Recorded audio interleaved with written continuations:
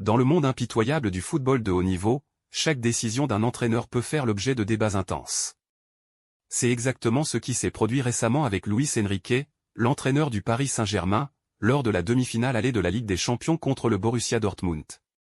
Gonçalo Ramos, le jeune attaquant de 22 ans, a été un sujet brûlant dans les discussions footballistiques après avoir été laissé sur le banc pendant ce match crucial.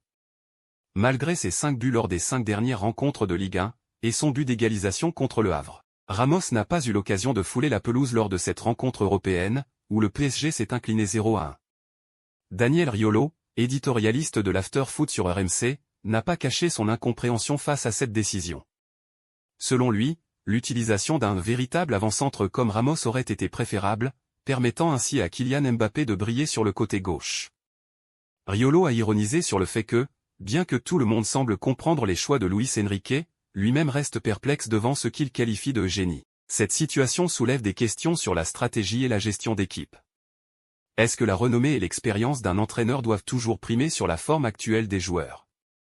La décision de garder Ramos sur le banc était-elle un coup de génie tactique ou un potentiel gaspillage de talent? En conférence de presse, Luis Enrique, avec la sérénité d'un joueur d'échecs, a défendu sa stratégie. Les entraîneurs doivent toujours faire des choix avec les joueurs qu'ils pensent être les meilleurs pour leur équipe.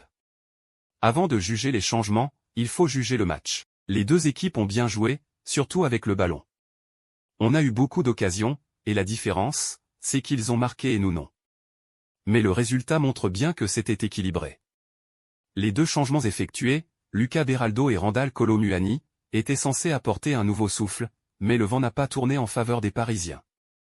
Alors que les fans et les analystes continuent de débattre, une chose est sûre, le football est un sport où les opinions sont aussi diverses que passionnées, et chaque choix tactique peut soit mener à la gloire, soit être scruté sous le microscope de la critique.